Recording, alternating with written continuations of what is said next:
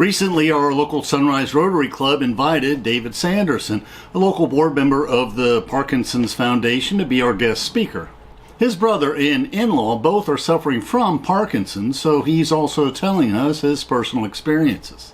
Recently, we also reviewed Michael J. Fox's biography on his multi-decade struggle to live as normal a life as possible with Parkinson's. He illustrates personally the need for Parkinson's patients to exercise to slow the progression of the disease and the strategies he took to live with it. He was accepting acting roles for over a decade after he was diagnosed with Parkinson's. Whereas the Michael J. Fox Foundation primarily funds research, the Parkinson's Foundation funds both research and services for patients suffering from Parkinson's disease, including sponsoring support groups and a free hotline, plus other services. And their free support hotline is 1-800-4PD-INFO or 1-800-473-4636. So without further ado, let's hear from David Sanderson. How many of you know somebody, your friends, family, just in general, that have Alzheimer's? Well, most of you. How many of you know someone that has Parkinson's? I've learned along the way that obviously Alzheimer's gets quite a bit of notoriety, shall I say, but Parkinson's is behind, so to speak. So, and what I'm doing is what I like to call myself an ambassador to talk about the disease, because it's something that's growing rapidly. In fact, it's more pervasive than we even say in our own documents. And every time I talk about it, people come up to me after and say, my uncle, my sister, my brother. In fact, that's how I got involved. My brother has Parkinson's. We noticed him deteriorating in his physical abilities over the years, and he never said anything to us. I have 3 brothers and sisters, and my sisters and I looked and said, something's not right. And he said, no, everything's fine, and his wife said he's fine, but of course he wasn't. And we noticed his physical deterioration, things like shaking, hard to walk. These are symptoms that are well known for Parkinson's. There are other symptoms as well, which I'll discuss. It finally came to the point that I said to him, whatever it is going on, you should see the doctor. And he said, I know. He turned 62 years ago, and finally one day he called me up and says, I want to tell you something. I said, what? I have Parkinson's. And I said, brother, I'm not surprised. I'm disappointed. I'm sad to hear that, but let's find a way to fix it and address it, right? So that's how I became involved. As it turns out, my wife's brother, who lives in Santo Domingo, my wife's Dominican, also has Parkinson's. So I said to myself, how is this possible in a world that my brother and my brother-in-law have Parkinson's and both just turned over 60? My wife's brother has a lesser degree of it, and we'll talk about the levels of Parkinson's, but his is hopefully we've contained it, and the same with my brother. If not contained, it can eventually not lead per se to death. People don't die from Parkinson's, they die with other complications. But Parkinson's is a big contributor towards that, right? So my point here today is to talk about what I call Parkinson's 101, right? Basics of it. I've been involved now on the board of directors 6 months, so I'm still getting involved in all what we do and how we help people. But one of the things that's most important is education. Right? Just like I'm doing here with you, but also with physicians. Believe it or not, doctors don't know enough about the disease. I'll give you an example. When we did the presentation for the Weston Club one morning, after we finished, I had Karen, who's the regional director, do the presentation. I helped out. An individual came up to us after the presentation and said, I'd like to talk to you. I said, okay. And he said to us, I think I have symptoms like you were talking about with Parkinson's. Well, sure enough, we guided him down to Miami, which is one of the centers. He was diagnosed with it. And he came up to me after that and he said, David, thank you so much. I said, well, I'm glad we helped. He told me, which is something I want to mention to you, he had gone to 4 different doctors, orthopedic, neurologist, internal medicine. None of them diagnosed him. They came up with other things, other symptoms, but they didn't diagnose him with Parkinson's. And he was so happy he found out what he had. Now, he's on the early stages, but this may be the case with people you know, right? The important thing is to get educated, right? Especially the people that have it, because there's other implication of the disease besides the physical aspects. So what is Parkinson's? Does anybody know what it is? The technical is a neurodegenerative disease or a progressive brain disorder, right? And there isn't per se symptoms. The most noticeable are the shaking or shuffling of the feet, or having trouble sitting for a while in one location. These are ones people can observe. And I've had people can tell me, I know somebody has it, they don't even know they have it. And they come up to them and said, have you been diagnosed? So the challenge is the education part, and that's what I want to talk about tonight. So Parkinson's has no cure right now, right? We have ways to treat it, and I'll talk about that. But the important thing is to do certain things to maintain the level of it besides medication, right? One of the things we'll talk about is actually movement. Physically getting up and moving your body, right? Because if you don't, the disease gets progressively degenerative. If you literally don't do any exercise, and I mean exercise like simple things like walking, right? Or lifting small weights, that can keep the disease at bay. But the key thing is, from our standpoint, is making sure that people understand their disease and then treat it. If you're not aware of it or don't accept it in the first place, you're not going to be treated well. You're not going to handle it. And that happened to my brother. And I was really mad at him, right? And then I said, how am I going to get mad at him? I said, the important thing, his name was Paul, we have to going forward, take care of him. So he lives in New Jersey. So I'm here. His wife has kind of given up on him and telling him what to do. So I do a weekly call with him. And what do I do? What do you think I ask him? What has he done for himself? Not take his medication, but... Have you exercised? And he gets on the phone. I know why you're calling. I did my treadmill today. I said, that's not good enough. Today? Today. Because you were calling? Yeah. Then I learned, I used to call Fridays. Then I learned I better call different days because I'd catch him. You call me on Tuesday. He's full on Thursday, right? Because he knew I would call him Friday. So I said, okay, I got to change this up, right? One of the issues with Parkinson's is also a mental one, right? It also causes, in his case, depression, right? He was an athlete. He was very physical, very active guy. And now what I see is hard for him to accept this, right? So I've acted, if you will, as his pusher motivation in a way to do more for himself. This is another thing that surprised me about the disease, is people, even though they have it, don't treat themselves or take the effort to improve it. One of the simple things is just exercise, literally walking. So my wife and I also bought him some walking shoes. Because he said, I walk, but then I said, all right, that excuse is out the window, right? And he loves his walking shoes. So he'll give me, it's raining today, it's cold because it's New Jersey. And I said, no excuses. You can walk around the house. He has a driveway, go out there, whatever. So my point is that I follow up with him just to get him to make himself better. And part of it is a mental aspect, which surprised me. I never thought about that. I always thought, you have a disease, you just take the medication, do X, Y, Z. But it's the mental approach that affects it. Now, many of you may know Parkinson's through Michael J. Fox.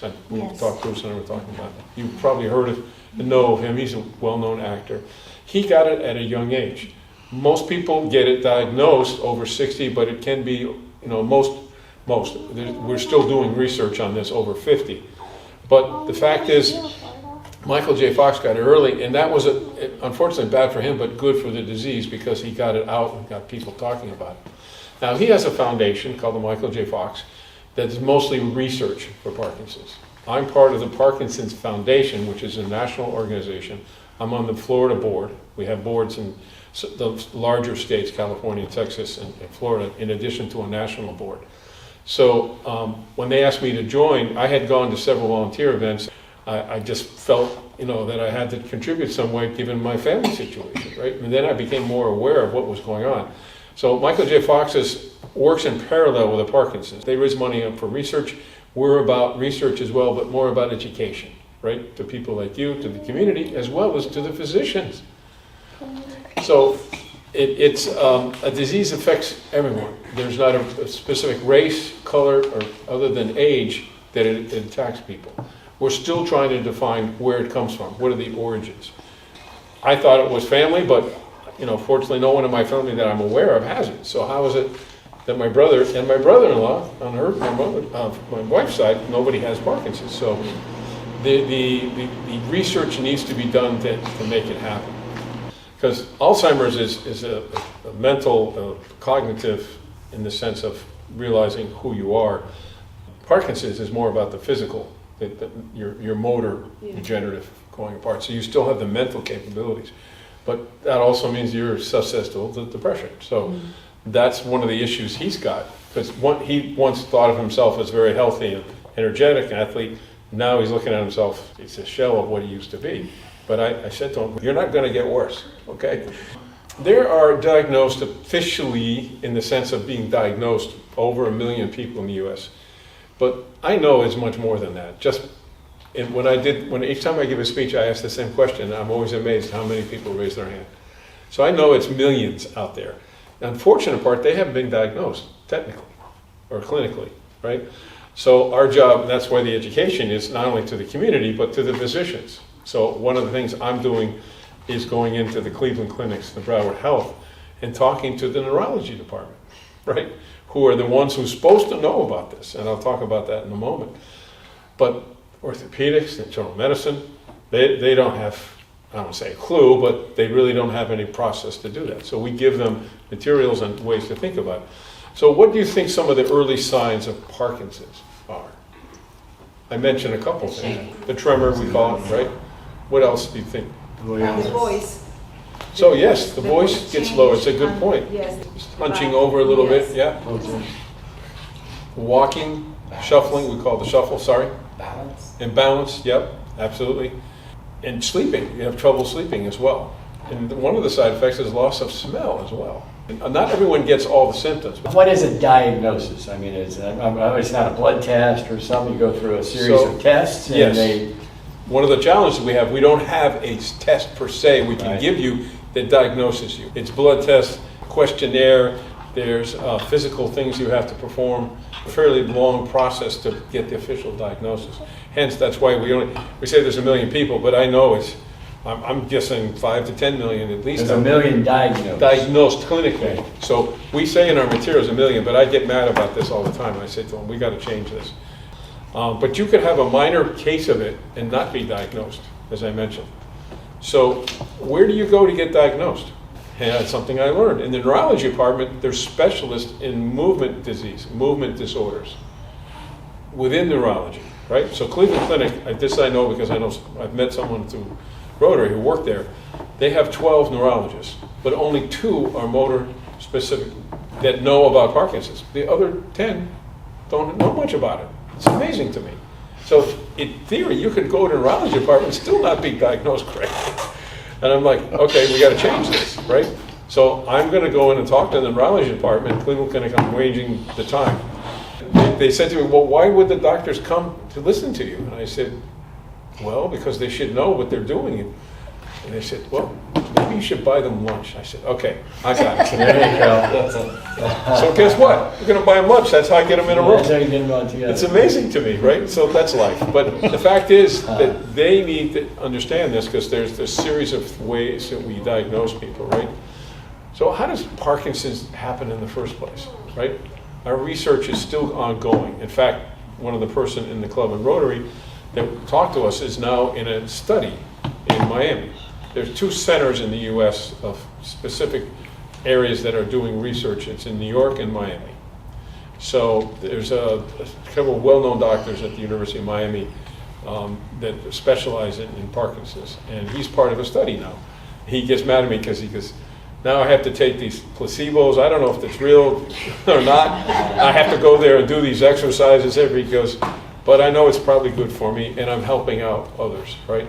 So these studies are ongoing to help us identify things we call genetic factors, environmental factors, risk factors that play as part of this diagnosis that we need to develop much better than we have today, right?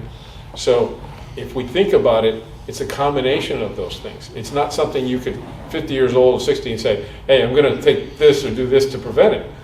But the earlier you're diagnosed, the much better chance you have of maintaining it. In his case, it was probably also mental. He just didn't go to the doctor because he just said, oh, it'll go away. And it doesn't. So that's the challenge we have, right? It's a movement disorder, but there's also the mental implication, as I mentioned, right? That someone, it's kind of, you would think somewhat normal that if your body's not reacting the way it used to, you don't look the same, you don't feel the same, you're kind of get a little depression. But most people, if they address it and they work together, there's also groups. We have people that we meet as partners and talk about it with each other, right? To share their common interests, right? So we get people into groups that talk to each other as well. My brother has refused to do it. I can't force him. His wife is like, I've told him, and she's like, when I call him, I can hear her laughing in the background. He goes, I know why you're calling. I can hear her laughing because she said, I've tried it. Good luck with you. So the point is that how can we help people get better? So what do you do once you've been diagnosed? One of the things I've just mentioned to you is the exercise, physical exercise. There are also medications you can take, okay? One of them is called dopamine. I don't know if you're familiar with this. It's used for other diseases. Like any medication, there's also side effects. But if you take more, it's more impactful on the other side effects. So he's maintained his for now. And the more he exercises and gets out there, I told him, I said, if you don't do this, you're going to have to take more medication. You don't want to do that, right? I'm trying to motivate him somehow. I'm still figuring it out, right? But this is, what people have deal with it and how they go about doing it. So this symptoms can progress. There's different stages. Diet matters just in general, right? Try to eat right. Don't, I always laugh at it, don't drink anything. I said, no, come on, you got to have a glass of wine once in a while instead of beer. But moderation, right? But try to eat healthy is the best way to describe it, right? Just common sense. So one of the things I'm talking to is believe it or not, is Rotary International Foundation. If you go on the website, I don't know if any of you have been on the Rotary International Foundation website. They have Alzheimer's right up there. Yeah. So one of my missions is, hey, we need to get some recognition for Parkinson's as well. Right. Because Rotary members, generally a little bit older, or getting older, like it or not, and there's more possibilities of Rotarians having Parkinson's. Yeah. So just taking care of ourselves would be something that would be good. So I guess it's the three magic cures for everything works for Parkinson's. That's diet, exercise, and sleep. Well, that's part of it. I mean, obviously, the physical part is most important. So one of the things we do, we have this thing called Moving Day that we do around the country. Every major city has a moving day. In Miami, we have one in October, and we're going to be doing one in Palm Beach on April 5th. So what we do in the moving day is around this physical activity. And we do a walk just the same way, right? And so the idea, because Parkinson's, the walk can actually help you, right? Literally a morning of celebrating, if you will, the disease in the sense of talking about it with your family, friends, coming and support the people that have it, and then walking a mile or whatever, the distance that you want to do. So that happens in October in Miami, Tropical Park. So we're going to do one in 2026 in Broward, and then there's the mental aspect as well, right? That those people, whether they were athletes or not, just, they're not the same. You see your body kind of deteriorate, and mentally you get into this stupor kind of, I'm really not happy today, I don't want to do anything, whatever it comes out of it. And so my brother still works, he's an independent film producer. He can't film anymore physically, but he does the editing, and so he still has his work, he keeps him happy. But some people who have to physically do things can't do it anymore. That really affects their quality of life.